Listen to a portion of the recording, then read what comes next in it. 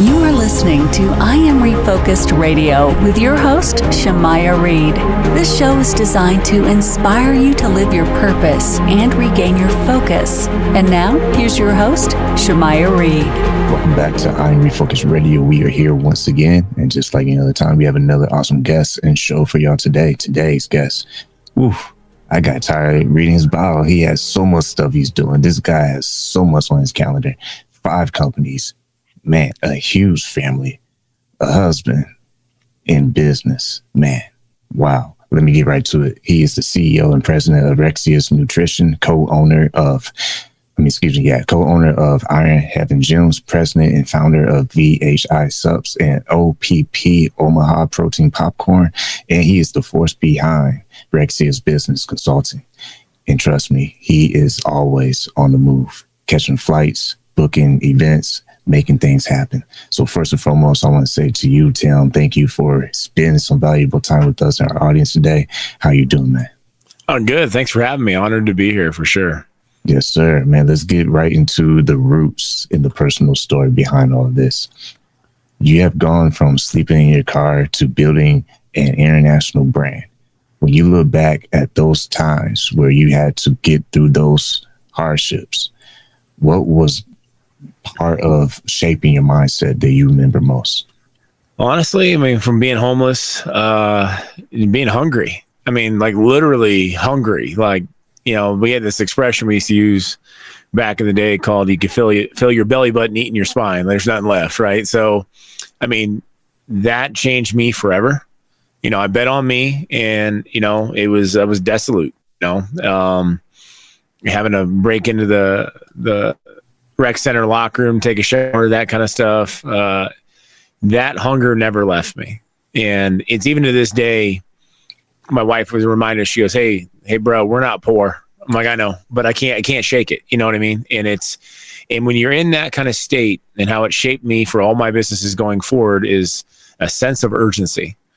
Because when you're that broke and, you know, you don't know where you're going to sleep, it creates a sense of urgency. Everything has a top priority. And I think that's what's served me so well in business now, is I've never lost that sense of urgency. Every customer is important. Every email is important. Timing is of the essence. Everyone's my top priority. And it's, you know, a big distributor of mine up in Canada who's been doing business for about 65 years in this company. And he goes, I've never seen a brand respond as fast and detailed as you do.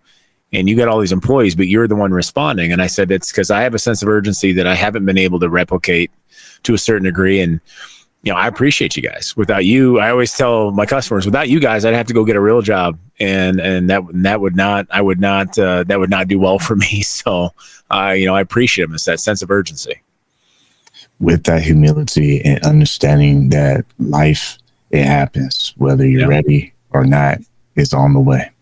When you look at how you've been able to adjust through not just starting your businesses, but like you just said moments ago, being able to have that customer priority in place and having that heart, how were you able to sustain having that heart position? Because that's not easy to do. It takes humble pie. You know, humility. I get served a fresh dose of humility every so many years. It'll be an economic change, whatever it might be. It gets so busy, and I sit back and remind myself, I'm like, now it's a different kind of urgency. It's a different kind of busy, right? But this is what I prayed for, right? This is it. You know, this 70,000 things on my calendar, stretched thin, this way, that, the other way. This is what I prayed for. So when you were broke, you prayed like, oh man, I can't wait till I'm that busy. I got that many customers. I got many orders. And then it happens and you're just stressed. And like I was telling you before we started, that's why I got all this gray hair. I'm not even that old. But this is what I prayed for. So, you know, it's, if I had a lot of extra time, that means I'm broke. So it's one or the other. I mean, you pick your poison, right? Like if that's my problem, is that I have too much to do, too many businesses, too many things. That's quite the blessing to have compared to being where I was before, where I didn't know where my next meal was going to come from, how I was going to buy my kids Christmas presents, or anything like that. This is quite an opportunity, honestly. And so perception is reality. You just got to shape your perception. When you look at entrepreneurs today, I mean, we have all these tools. We obsess over pitch decks with Canva and all these presentations and social media feeds. We had to load them up with all this amazing content. When you think about the process that you had to take scaling your business, that's a science in itself. From your personal experience, what was it like being in the thick of things, understanding how you can move and grow your businesses? Well, and it's still to this day, it's the most important thing. My ability to very quickly cultivate a relationship and make an impact on a personal level is my weight in gold. And the pitch decks and the crowdfunding and all, I mean, I get asked all the time when I speak. I got high school speech next week in front of 1,200 kids. And they bring all this up because that's what they're saying. That's what's trending. That's what's on, the TikToks and the Reels and the YouTube. I'm like, those are all great tools. You guys get to have that I didn't. That's awesome. But none of those tools will ever come close, even in the same ballpark, as my ability to meet somebody, shake a hand, and convince them that I'm a good guy to do business with. And that old school principle works, especially more now than ever, because so many people rely on pitch decks and fancy video and all these technological things, which there's a place to mend them both. And that's where I think I've done really well is, taking the technology and using it to my advantage, but to amplify my, old school homegrown approach of, hey, yeah, I've got these tools here, but let me tell you about me. Let me tell you why we're going to do this. And let me tell you why loyalty for me is above all else. And by doing that, I've been able to scale tremendously beyond most companies that I've competed against with significantly smaller budgets, because I understood the most invaluable thing is if they like me and I help them get paid, we're going to do business. And then that spreads. And that's really where it's all stemmed from. It's just sticking back to that old school principle. Like, I'm a man of my word. What I say, I'll do. You want a contract? Cool. We can write one. If not, my handshake is as good as gold and I won't violate it. Once again, listen, Refocused Radio, talking to our guest today, Tim Rexius. Go to his website, timrexius.com.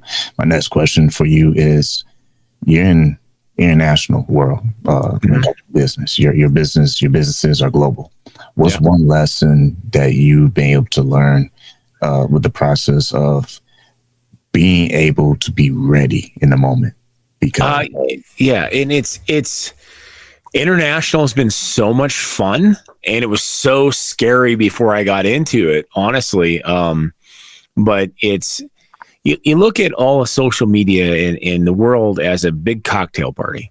And if you shrink everything down to something that you can wrap your mind around, and let's say you walk into a big room and it's thousands of people and it's a cocktail party. Everyone's sitting at little tables. They're standing up. They got their own conversations, and all you have to do is go jump in the conversation and have genuine content, genuine, intentions towards everyone, just to hop in the conversation and put your 2 cents in and help people.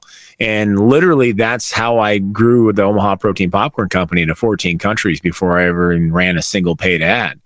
And it's funny that I've learned over the last several years, traveling abroad, going to Dubai, meeting the Middle Eastern business owners. I was scared at first because I was like, man, I don't want to start an international incident and say something dumb. And I want to be respectful of the culture too. And realizing they're just like you and I. They're no different. They're family men, they're family women, and we have a lot more in like than we do that separates us. And they have their perceptions of American business owners, and I have my perceptions. Like the popcorn company, for instance, the protein popcorn. I thought popcorn was an American thing. Nope. Popcorn is the number one confectionery snack item in the world. I didn't know. I went to Dubai and I explained popcorn, and they're looking at me like I'm nuts. They're like, you do realize the Crown Prince here owns the popcorn manufacturing facility in Dubai? I'm like, oh, y'all have a popcorn. I thought corn was just American. So I just, a piece of humble pie, right? But the cool thing is that, like what you and I are doing right now, we're Zooming, right? We're having video chat. That allows me to take that ability to cultivate a relationship and shake a hand on a global level without having to hop a flight all the time. And so I just was bodacious enough to look up different accounts in different areas and put a very nice greeting out to the point, hop on a call. And the cool thing is about international businesses is that they're all 3rd, 4th, and 5th generation family businesses. They don't change jobs in other countries like we do here in the United States. Everyone works the same place their dad or their granddad worked.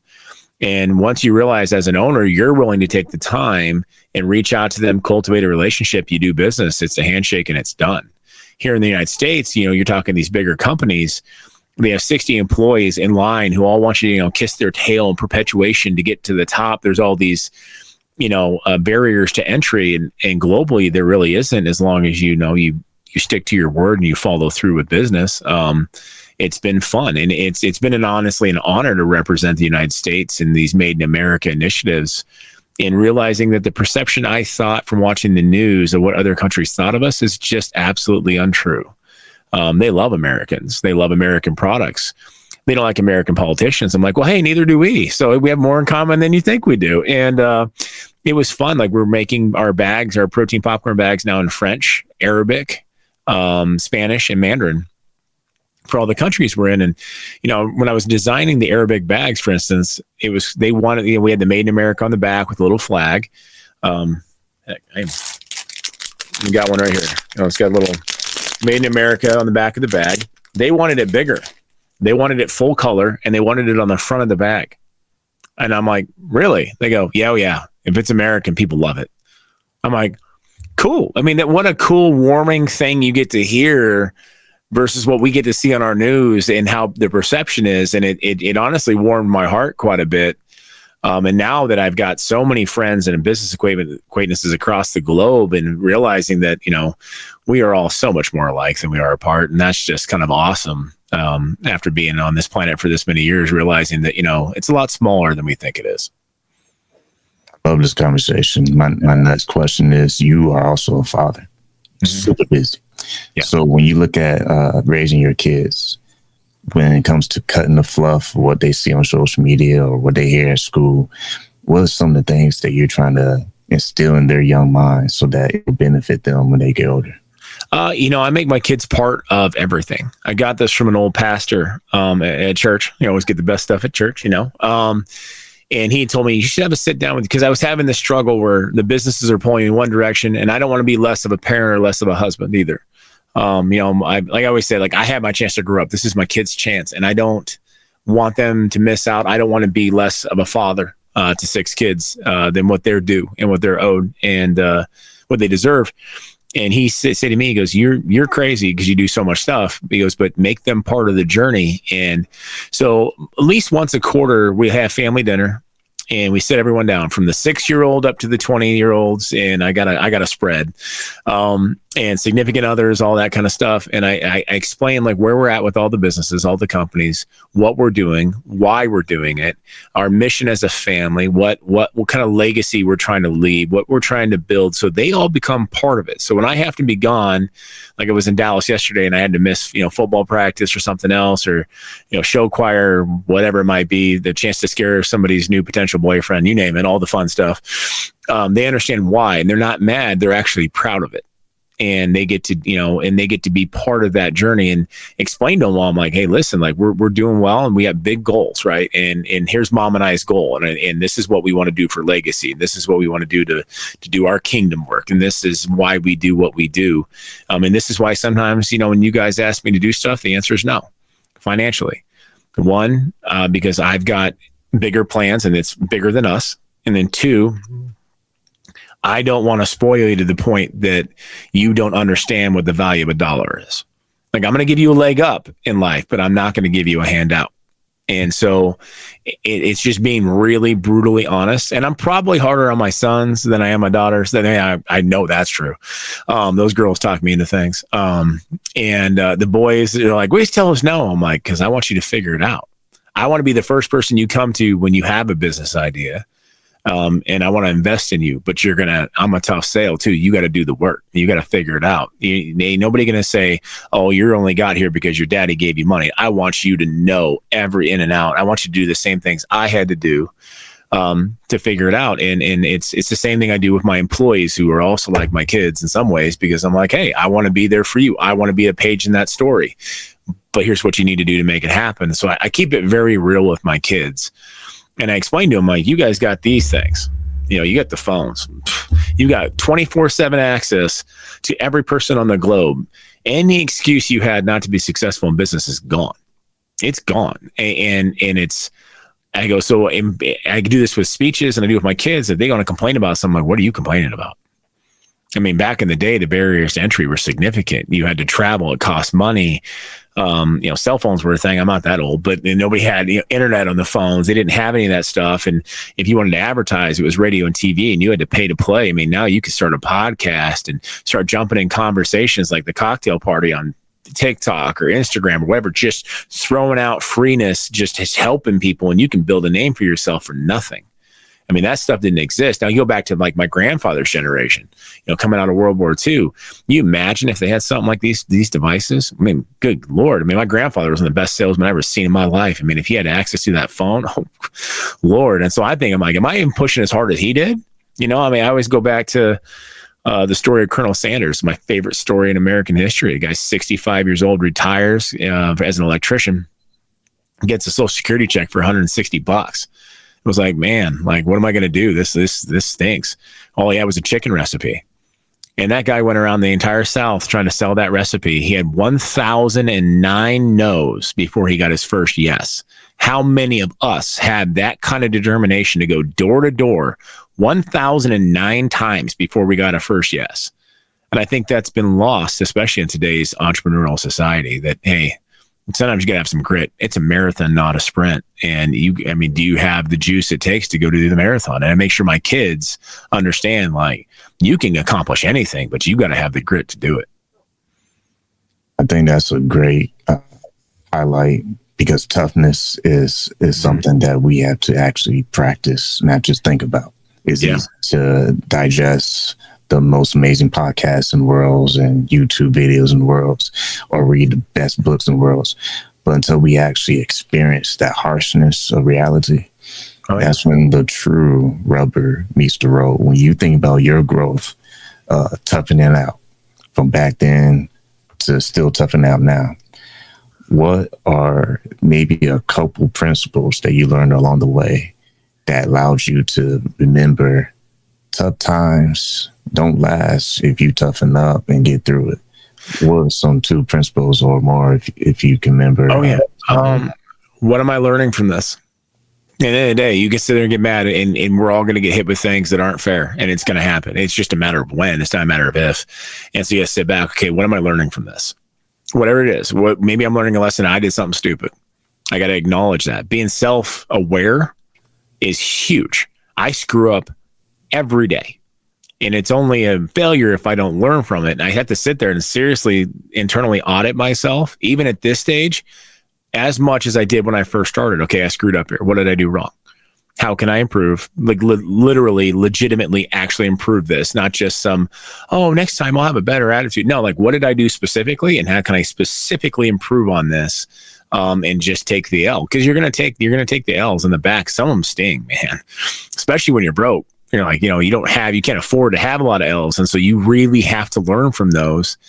And that's a principle I still take to this day. I mean, it's a huge principle. Like, okay, what did I learn from this? And then 2, what's my purpose? What's the purpose of doing this? All right, okay, if it's just money, okay, what purpose does that money serve? What's my bigger reason? It can't just be to buy stuff. I mean, I did it because I worked in the industrial chemical field for about 6.5 years in my 20s before I came back to nutrition, went back into my own companies. And I made a lot of money, guys. I made a lot of money for a guy who was completely broke only like 5 years before that. And what happened with the job that wasn't fulfilling me is I spent every dime I ever made outside of my profession trying to bring joy to my life that I didn't get from my profession. And I still ended up broke. And so I figured out pretty quick, okay, money's fine. Money's great. You want to multiply it. Cool. What's the purpose behind it? My wife and I have a purpose, and we know what it is. Yeah, we want to give our kids better than we did. Nice house, nice cars, whatever. It's just not material things really aren't our driver. We read a story about a church many years ago that raised a couple $1 million to build a new building. And everybody's been to church. There's always the building fund. And they prayed about it as a church, and they say, you know what, we're not going to do this. They went to the local hospital, found the 100 most outdated, largest medical bills in the entire parish, and went and paid them all off. And then walked to people's houses and gave them a paid in full receipt. To this day, it makes the hair in the back of my neck stand up, because that's how you impact people. That's making a difference in people's lives with really no response for yourself. And as broke as I have been broke, then rich, then broke, then rich 3 times in my life. And all I needed was an opportunity half the time. And so my goal is, as we build, is to be that opportunity for other people. That's our purpose. My kids understand it, that, if I sell the popcorn company for, say $200 million, they're not getting it. We're going to go do that. And they know that. And I want them to be with me when they do that, because they're all capable of building their own too. Like I said, leg up, not a handout. It's just not how the Rexius clan works. We're just not going to do it that way. We're going to impact the people around us, our communities, and that's what we're for. And so lesson I've learned is like, what's my purpose and what lesson did I learn? And if I could stick to those 2 things, from small to major corporations that I have now, the lessons are still just as true now as they were when I only had $10 left in my checking account. Once again, listening on Refocused Radio and talking to our guest today, Tim Rexius. Go to his website, timrexius.com. I want to touch before we wrap up is when you think about fear, it's very real, and a lot of times it can be very scary. How have you been able to learn more about yourself deeply when you confront fear? Because unknown of economy or just unknown of anything, how have you been able to address that? That is a good point right there. I mean, you got to think, I had all my investments in real estate in 2008, 2009. And that crashed. And so all of a sudden I was broke and miserable. I'm like, well, let's be broke and happy. Let's not make it about money. So I started my first nutrition store and gave up all the good cushy benefits and all that. And I'm like, okay, I'm going to do this because this has purpose, right? And then fast forward into COVID. I didn't know what was going to happen. Scared. I mean, I was. And I had a lot of franchisees that got shut down in other states and different cities where they just weren't able to open. So my wife and I had to look at it and go, okay, what's right? What's right is to make sure all these guys get a paycheck for the next 60, 90, 120 days, even though it's not our responsibility. It's independently owned business. We coach, but it was the right thing to do. I looked at her and I said, we're not going to get this money back. She goes, I know. We'll figure it out. And when you find out, when you get to the fear point, and there's so many things from the 35,000 foot point of view as a CEO, where you're looking at things from every angle and dimension, which is really what you do as a CEO as you scale, is you're looking at things 3 days, 3 weeks, 3 months, 3 years, 30 years down the road. And you have to kind of calculate how all these things work. And when you're in a point of an economy, especially the last 2, I'll be real with you, 23 and 24 is the worst economy I've ever seen in my life, especially for discretionary spending. I saw more business owners go bankrupt in 23 and 24 than I did during COVID. And now we're kind of on this up kick trend a little bit, which is nice to see, but it's very fearful. It's scary because I have a lot of kids. I have a lot of people that rely on me for an income, franchisees, employees, business partners, for me to do what I do. And I realized that slowing down and day by day, it's just one day at a time. It's just like walking the 10,000 steps where it starts with one step, and you can just take it one at a time, and you can alleviate the fear by getting hyper focused on each step in front of you and just one thing at a time. Let's tackle today. Yeah, next week's going to come. That bill is due next Friday. That's cool. You know what? I'm still going to be alive by next Friday. And for right now, all I can handle is this week. I can handle Monday and I can handle Tuesday. And by just doing these small little wins, I will get to next Friday and I will figure it out. And being fearful of something that hasn't happened yet is a colossal waste of time and energy. And I've just realized, after all the years, the ups and downs, economies and political changes, and they all does affect things, that all I can deal with is what's in front of my face right now. And the rest of it's going to happen no matter what. And I will worry about it when that happens. I'm just going to focus on doing the 3 or 5 things in front of my face at 110%, the best that I can. And then I'll just keep doing it each day. And my whole life mantra is about winning. And so I need to win today. I need to win. And the next Friday's still coming. That bill's still due, and I'm not happy about it. But if I get 5 wins today and then 5 wins tomorrow, who knows? Like, something's going to come out of the woodwork. Some moment of genius is going to hit because I'm in that winning mindset, and maybe some opportunity pops out in front of me I hadn't even thought of yet because I'm hyper focused on winning versus sitting there frozen in fear. And more money is wasted by indecision than wrong decisions in business. The amount of times I've seen business owners freeze because they're so scared of making the wrong choice, that actually costs them significantly more money than just making the wrong choice and figuring it out. And so I guess that's allowed me to scale different businesses because I'm willing to take a risk. I'm willing to lose because losing is just one way I screwed up until the way I win, because winning is the goal. And so don't let fear freeze you. If fear only wins if you stop moving. So don't stop moving. Just keep going and you'll figure it out. I told my wife, if I got to go back to delivering pizzas at night to figure this out for a little extra bread, I'm not beyond it. The pride, and that's the thing is being a parent though too, you know, that it's made me better at business. It's removed the pride. I will do whatever I have to do for my kids. Does not matter. My kids and my wife, doesn't matter. If I got to pick up dog poop for a living, I'll do it. I've done it actually when I was 20. I've mowed lawns. I've delivered pizza with 2 master's degrees. Doesn't matter. I'll do what I have to do to put bread on the table. And it is what it is. And that's, if you'll find, if you guys research some of the most successful people in the world, and they get asked that question, what happens if it all went bankrupt tomorrow? They go, here's what I would do. They immediately know the first 3 things they're going to do. So do I. I can work. I've got business acumen. I've learned this. I'll just go back to work. I'll find a new method, mode, and I'm just going to go. Sitting on my hands being fearful doesn't create anything productive whatsoever. Last thing before we go is you mentioned earlier you're going to be traveling to a next event, talking to the young people. When you think about how opportunities are there, but if our preparation method is not ready, sometimes success will crush us. What's your message to young people to help them get instill their young minds to prepare themselves for the future? Live cheap. Live cheap. I've seen more business owners go belly up, not because the business wasn't still successful. It's because they spent the success to show off to other people. And so businesses will have seasons. All of them do. Industries have seasons. We all know that. And I've just seen so many young business people get that first taste of success and they want to show it off. And they're going to buy that. I saw this in the nutrition industry. It was this big gig like 20 years ago. I'm going to buy a Hummer. Well, they're cool. I mean, they're a big car. I'm in Nebraska. I'm in the Midwest. The bigger the tires, the cooler it is. That's just how it works. So I'm going to get a Hummer, and all of a sudden sales drop, seasonality. Midsummer, maybe it's Christmas time, whatever, and they end up making the Hummer payment and not the advertising investment or the product investment they should have made. And all of a sudden, slowly over 6 to 12 months, there's less and less product, less and less ads, but they still got that Hummer payment. Because they'd hate to admit failure to their peers that I can't afford that Hummer because I didn't deal with the seasonality of the business. And that's how a lot of business owners go broke.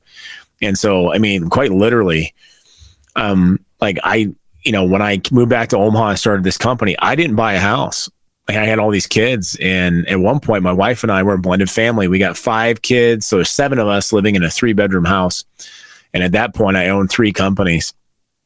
And finally, my wife, who was definitely my better half, was like, bro, we need a bigger house. I'm like, all right, fine. Before that, I was renting. I had the oldest, I had like 50 employees at the time here in Omaha. I had the oldest car. And everybody's like, why you drive that car? I'm like, because it's paid off.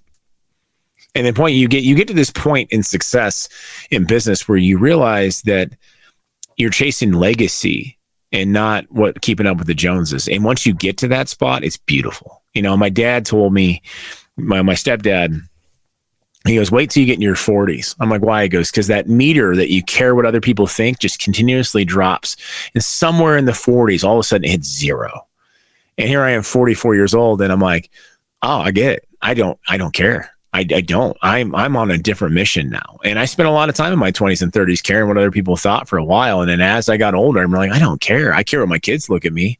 I care how my wife looks at me. I care how my creator looks at me. I care how my business partners and my employees know that I'm willing to go to bat for them. That I care about. What random Joe or Karen on the street or the internet thinks, I really don't care. It's funny because we have a marketing company that's helping us with the popcorn globally because we're in so many languages. And they're like, so negative comments, what do you want to do? Delete them. They go, why? I could just delete. Well, it ruins the algorithm. Don't care. I'm not giving somebody 2 seconds of my time. It's going to take away my positive energy and make them famous on my behalf. I'm not dealing with it. I'm not going to waste 2 seconds because, it's just like everybody. We worry about what other people think.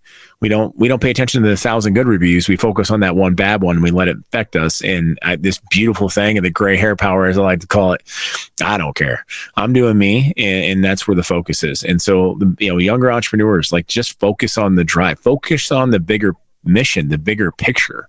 Quit worrying about what your high school classmates, your college classmates did. Who cares? Who cares what your ex did? Just focus. There's got to be a bigger mission at play. And if you keep that in focus and realize the ups and downs are going to happen, you live cheap, you'll be able to do things you could imagine. There's an expression, and I love this.